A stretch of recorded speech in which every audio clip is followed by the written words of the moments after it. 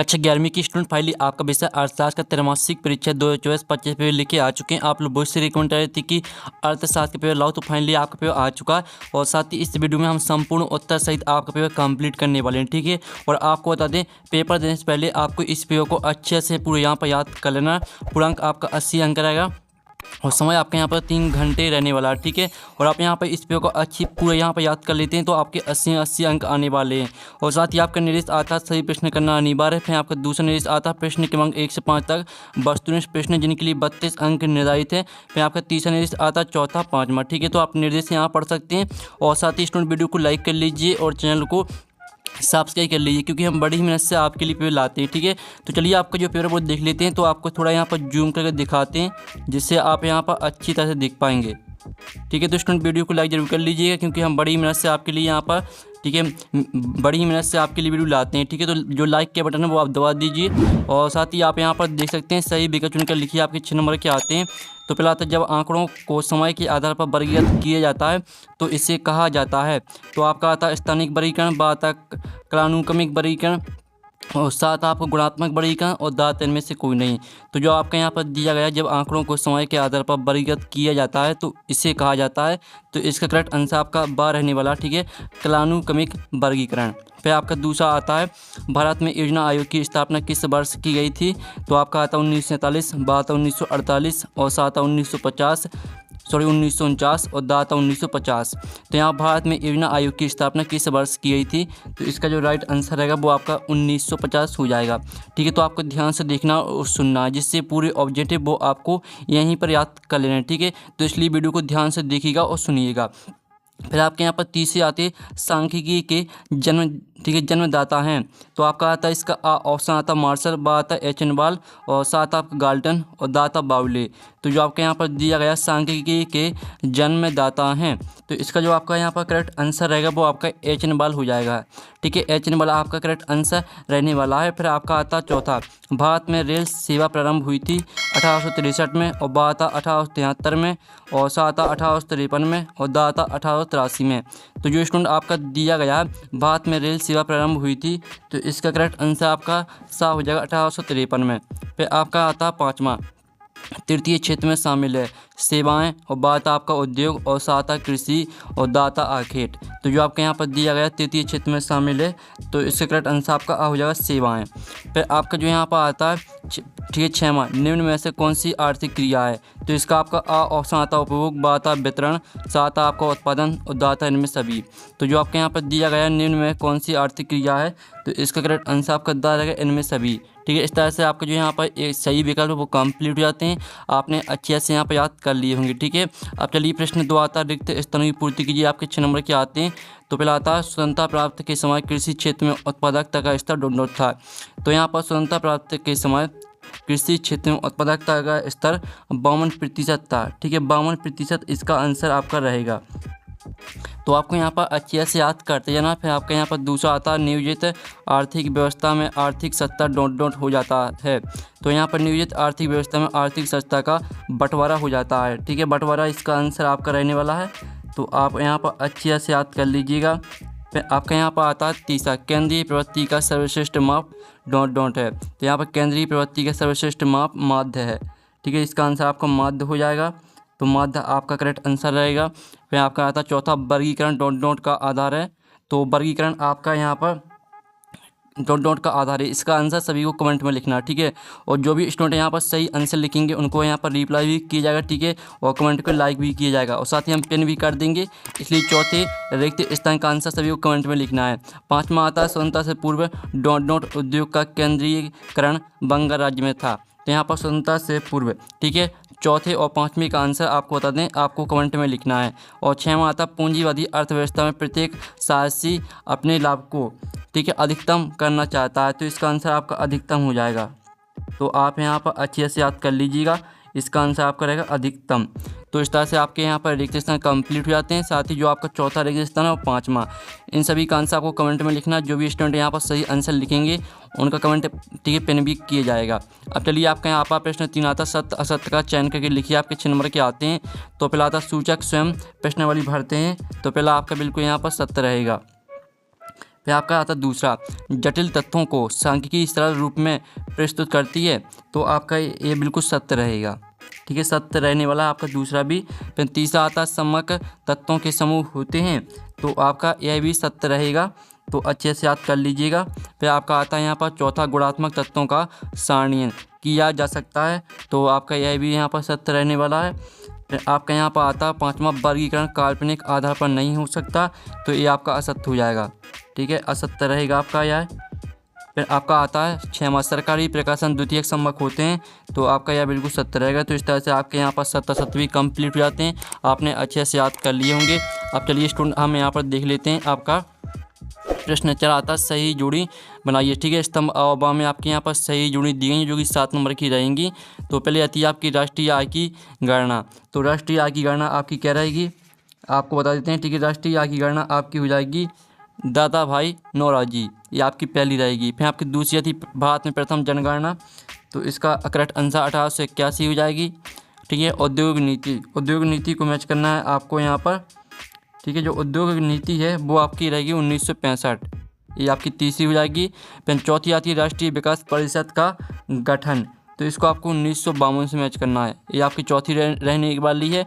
फिर पाँचवीं आती है उद्योग निर्माण, तो उद्योग निर्माण को आपको द्वितीय क्षेत्र से मैच करना है। जो छठवीं आती है सूर्य नदी का प्रारंभ, तो जो आपके यहाँ पर सूर्य नदी का प्रारंभ आपको सामने ही मैच करना है 1869 से। ठीक है, आपकी सूर्य नदी का प्रारंभ हो जाएगी। और जो आपकी आती है संचयी आवृत्ति वक्र, तो इसको मैच करना है आपको औजाई वक्र से, ये आपकी 7वीं रहेगी। तो इस तरह से आपकी जो सही जोड़ी वो मैच हो जाती हैं, आपने अच्छे से यहाँ पर याद कर ली होंगी। ठीक है, हमने यहाँ पर नंबर लिख दिए कौन में आपको कौन सी मैच करनी है, तो आप यहाँ पर देख सकते हैं। और साथ ही जो यहाँ पर ठीक है लाइक का बटन है वो यहाँ पर दबा दीजिए। ठीक है, क्योंकि यहाँ पर लाइक से हमें काफ़ी ज़्यादा मोटिवेशन भी मिलता है। ठीक है, तो लाइक जरूर कर लीजिएगा। और साथ ही प्रश्न 5 आपका आता है एक शब्दवाक्य मतलब दीजिए, आपके 7 नंबर के आते हैं। तो पहला आता है अनुसंधानकर्ता द्वारा एक ठीक है एकत्रित सम्मक क्या कहलाते हैं, तो इसका आंसर रहेगा आपका ठीक है अनुसंधानकर्ता द्वारा एकत्रित सम्मक क्या कहलाते हैं, तो इसका आंसर रहेगा प्राथमिक सम्मक कहलाते हैं। ठीक है, प्राथमिक सम्मक, तो प्राथमिक सम्मक आपका यहाँ पर करेक्ट आंसर रहेगा प्राथमिक सम्मक। ठीक है, तो आपको यहाँ पर अच्छे से याद कर लेना है। अब चलिए आपके यहाँ पर दूसरा आता है उस सांख्यिकी विधि का नाम बताइए जो कम खर्चीली है। तो यहाँ पर उस सांख्यिकी विधि का नाम है ठीक है प्रतिदर्श विधि। प्रतिदर्श विधि आपका इसका आंसर रहेगा प्रतिदर्श। ठीक है, प्रतिदर्श विधि, यह आपका यहाँ पर आंसर रहेगा। अब चलिए आपके यहाँ पर आता है भारत में जनसंख्या की गणना के लिए कौन सी विधि अपनाई जाती है। तो भारत में यहाँ पर जनसंख्या की गणना के लिए सर्वेक्षण विधि अपनाई जाती है। तो सर्वेक्षण आपका इसका करेक्ट आंसर रहेगा। ठीक है, सर्वेक्षण। फिर आपका आता है ठीक है वर्तमान में आर्थिक क्रियाओं का मुख्य आधार क्या है। तो ठीक है वर्तमान में आर्थिक क्रियाओं का मुख्य आधार उत्पादन, ठीक है आपका उत्पादन हो जाएगा, और आपका उपभोग और आपका निवेश। ठीक है, ये आपका यहाँ पर रहेगा आपका मुख्य आधार आर्थिक क्रियाओं का। तो इस तरह से आपका यहाँ पर आंसर हो जाता है। ठीक है, वर्तमान में आर्थिक क्रियाओं का मुख्य आधार उत्पादन उपभोग निवेश है। फिर पाँचवा आता अर्थशास्त्र का जनक कौन है। तो यहाँ पर अर्थशास्त्र का जनक रहेंगे आपके एडम स्मिथ। एडम स्मिथ आपका इसका करेक्ट आंसर रहने वाला है स्मिथ। ठीक है, इस तरह से आपके यहाँ पर हो जाते हैं। एक शब्दवाक्य मुत्तर करा दिया। पाँचवा क्षमता आर्थिक क्रिया से क्या अभिप्राय है। और जो आपका यहाँ पर आता है सातवां एक वचन में सांख्यिकी क्या कहा जाता है। तो यहाँ पर ठीक है एक वचन में सांख्यिकी को क्या कहा जाता है। तो आपका 6वें और 7वें का आंसर आपको वीडियो के लास्ट में बताया जाएगा। ठीक है, अब चलिए आपका प्रश्न 6 आता है अर्थशास्त्र के विभागों के नाम लिखिए। तो स्टूडेंट आप यहाँ पर आंसर देख लीजिए जो आपके यहाँ पर दिया था। ठीक है, आपको यहाँ पर लिखना था अर्थशास्त्र के विभागों के नाम लिखिए। तो आपके यहाँ पर अर्थशास्त्र के आपके 2 विभाग होते हैं। ठीक है, आप यहाँ पर देख लीजिए व्यष्टि अर्थशास्त्र और समष्टि अर्थशास्त्र, ये आपका आंसर है 6वें का। तो इसे आपको अच्छी तरह से यहाँ पर याद कर लेना। ठीक है, अब चलिए आपके यहाँ पर देख लेते हैं इसका जो अथवा आता है राजस्व से आप क्या समझते हैं। तो इसका आंसर आपको खुद करना है। ठीक है, हम जो आपका ऊपर का प्रश्न है और जो अथवा का दोनों में से हम आपको एक का आंसर कराने वाले, क्योंकि अगर हम दोनों का आंसर कराएंगे तो वीडियो काफ़ी लॉन्ग हो जाता है, इसलिए हम आपको एक का आंसर कराएंगे। सातवां आता आर्थिक समस्याओं के कारण बताइए। तो आर्थिक समस्याओं के जो आपके यहाँ पर कारण रहेंगे वो आप यहाँ पर देख लीजिए। इसका आंसर आपका रहेगा आर्थिक समस्या उत्पन्न होने के 3 मुख्य कारण हैं। ठीक है, असीमित मानवीय आवश्यकता और सीमित साधन और संसाधनों की चुनाव की समस्या। ठीक है, ये आपका यहाँ पर आंसर रहेगा। तो आप यहाँ पर अच्छे से याद कर लीजिएगा। अब चलिए जो इसका अथवा आता है सांख्यिकी क्या है, तो इसका आंसर आपको खुद करना है। फिर आपका आता है सांख्यिकी की 2 विशेषताएं लिखिए। तो आप यहाँ पर देख लीजिए, ये रही आपकी सांख्यिकी की विशेषताएं। ठीक है, सांख्यिकी डेटा का संग्रह, विश्लेषण, व्याख्या और आयोजन करने का विज्ञान है। सांख्यिकी में तथ्यों का एक समूह होता है जिसे संख्यात्मक रूप से व्यक्त किया जाता है। और इसकी तीसरी विशेषता आप यहाँ पर देख लीजिए। फिर जो इसका अथवा दिया गया, अर्थशास्त्र के अध्ययन में सांख्यिकी के महत्व लिखो। तो इसका आंसर आपको खुद करना है। फिर आपका आता है प्राथमिक समक किसे कहते हैं, तो इसका आंसर देख लीजिए। प्राथमिक समक वे होते हैं जिन्हें ठीक है अनुसंधानकर्ता में प्रयोग लाने के लिए पहली बार स्वयं एकत्रित करता है। ठीक है, इस तरह से आपका आंसर रहेगा। और साथ ही इनका स्क्रीनशॉट आपको लेते चलना है जिससे आपको याद करने में आसानी जाएगी। फिर आपका अथवा आता जनगणना से क्या आशा है, तो इसका आंसर आपको खुद करना है। फिर आपका आता सारणीयन का क्या अर्थ है। ठीक है, तो आप यहाँ पर देख लीजिए सारणीयन का क्या अर्थ है। सारणीय तुलना और सांख्यिकी विश्लेषण को आसान बनाने के लिए पंक्तियों और स्तंभों में आंकड़ों का व्यवस्थित और तार्किक प्रतिनिधित्व है। यह संबंधित सूचनाओं को एक दूसरे के करीब लाकर तुलना को आसान बनाता है और सांख्यिकी शोध और व्याख्या आगे मदद करता है। ठीक है, इस तरह से आपका रहेगा 10वीं का उत्तर। और फिर आपका जो यहाँ पर इसका अथवा आता है, ठीक है, चतुर्थक विचलन समांतर माध्य का सूत्र लिखो। तो इसका आंसर खुद कर लीजिएगा। फिर आपका 11वां आता है एक आदर्श माध्य की गुण लिखो। तो एक आदर्श माध्य की गुण आपके क्या रहेंगे, आप यहाँ पर देख लीजिए। ये रही आपके एक आदर्श माध्य की गुण। ठीक है, माध्य स्पष्ट स्थिर होना चाहिए। दूसरे शब्दों में माध्य श्रेणी की न्यूनतम तथा अधिकतम मूल्यों से कम प्रभावित होना चाहिए। और माध्य समग्र का प्रतिनिधि होना चाहिए। और माध्य निकालने तथा समझने में सरल होना चाहिए। ठीक है, इस तरह से आपको यहाँ से 3 पॉइंट याद कर लेने हैं। ठीक है, जो भी आपको अच्छे लगे। अब चलिए आपके यहाँ पर देख लेते हैं इसका अथवा आता, तो अथवा देख लीजिए। फिर आपका था बाजार अर्थव्यवस्था का अर्थ बताइए। तो आप यहाँ पर देख लीजिए बाजार अर्थव्यवस्था की ऐसी प्रणाली है जिसमें वस्तुओं और सेवाओं का उत्पादन आपूर्ति मांग द्वारा निर्धारित होता है। बाजार अर्थव्यवस्था में उपभोक्ता और व्यवसायों के बीच बातचीत यह निर्धारित करती है कि क्या उपलब्ध है और किस प्रकार किस कीमत पर। ठीक है, इस तरह से आपका 12वीं का उत्तर यहाँ पर हो जाता है। अब चलिए आपका 12वीं का यहाँ पर अथवा देख लेते हैं। तो 12वीं का आप अथवा देख लीजिए, आर्थिक नियोजन से क्या आशा है। फिर आपका 13वां आता है राष्ट्रीय आय का अर्थ बताइए। तो राष्ट्रीय आय का अर्थ है, आप यहाँ पर देख लीजिए, राष्ट्रीय आय से तात्पर्य किसी देश की सीमाओं के भीतर किसी निश्चित समय अवधि में उत्पादित सभी अंतिम सेवाओं और वस्तुओं के कुल मूल्य से हैं। इसमें सकल घरेलू उत्पाद, ठीक है, GDP और शुद्ध राष्ट्रीय आय NNI दोनों शामिल है। इस तरह से 13वीं का उत्तर आपको हो जाता है। फिर आपका यहाँ पर जो दिया गया सतत विकास से क्या आशा है, इसका आंसर खुद कर लीजिएगा। फिर आपका 14वां था बिंदु रेखीय प्रदर्शन से आप क्या समझते हैं। तो आप यहाँ पर देख लीजिए बिंदु रेखीय प्रदर्शन एक गणितीय प्रणाली है। इस विधि के अंतर्गत विभिन्न समय बिंदुओं पर चर राशि के परिमाण को प्रतीकों अथवा आकृतियों की संख्या के द्वारा प्रदर्शित किया जाता है। इस तरह से पूरा आपको याद कर लेना है। फिर आप यहाँ पर देख लीजिए विस्तार का सूत्र लिखो। ठीक है, तो इसका अथवा आता है।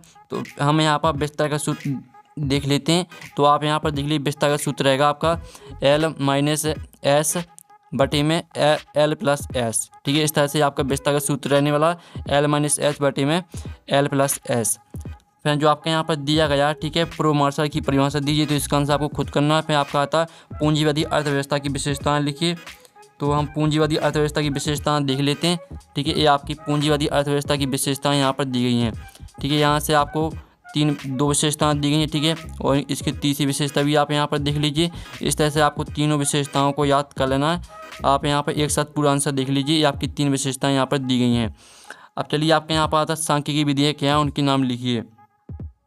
और इसका अथवा आता आर्थिक और गैर आर्थिक गतिविधियों में अंतर स्पष्ट कीजिए। तो हम अथवा का आंसर देख लेते हैं, अंतर देख लेते हैं। ठीक है, ये आपके आर्थिक और गैर आर्थिक क्रियाओं में अंतर है। तो आपको यहाँ पे ठीक है अच्छे से याद कर लेना है। और साथ ही वीडियो को साफ देखने के लिए वीडियो को फुल क्वालिटी में देखें तो आप अच्छी तरह से यहाँ पर साफ देख पाएंगे। ठीक है, तो आपको वीडियो को फुल क्वालिटी में देखना है। अब चलिए आपके यहाँ पर देख लेते हैं प्राथमिक आंकड़ों में द्वितीयक आंकड़ों में अंतर स्पष्ट कीजिए। तो आप यहाँ पर देख लीजिए, ये आपका यहाँ पर अंतर। ठीक है, इस तरह से आपका अंतर रहेगा। ठीक है, ये सम्मक मौलिक होते हैं और अनुसंधानकर्ता इन्हें स्वयं एकत्रित करता है। ये सम्मक किसी अन्य व्यक्ति अथवा संस्थाओं के द्वारा पूर्व काल में संकलित की जा चुके होते हैं। तो अच्छे से आप यहाँ पे इसका स्क्रीनशॉट ले लीजिए। अब चलिए आपके यहाँ पर देख लेते हैं जो इसका अथवा आता, तो अथवा भी आप यहाँ पर देख लीजिए। फिर आपका आता 19वां निम्नलिखित आंकड़ों से समांतर माध्य निकालो। ठीक है, तो इनका आपको समांतर माध्य निकालना है। जो आपकी संख्या दी गई है तो इस तरह से आपको निकालना है। ठीक है, आप यहाँ पर देख लीजिए आंकड़ों से समांतर माध्य। तो आपके यहाँ पर वही आंकड़े हमने लिखे हैं यहाँ पर। फिर समांतर माध्य का सूत्र हो जाएगा संख्याओं का योग बटे में कुल संख्याएं। तो आपको इन सभी संख्याओं को जोड़ देना और जितनी संख्याओं तो ठीक है, वो आपको उस संख्या से भाग दे देना, तो 76.87 ये आपका माध्य निकल के आ जाएगा। फिर आप यहाँ पर देख लीजिए प्रश्नावली किसे कहते हैं, और ठीक है 21 प्रश्नावली की विशेषताएं लिखिए, इसका अथवा देख लीजिए। 21वां क्वेश्चन भी आप यहाँ पर देख सकते, 22वां, और साथ ही आप यहाँ पर 23वां प्रश्न देख लीजिए। तो जो आपके 4 नंबर के प्रश्न हैं इनका सॉल्यूशन आपको टेलीग्राम ग्रुप में मिल जाएगा, और पेपर का PDF डाउनलोड करना चाहते हैं तो लिंक वीडियो के डिस्क्रिप्शन में दी गई। तो यहाँ हम नेक्स्ट वीडियो में मिलते हैं। Thanks for watching.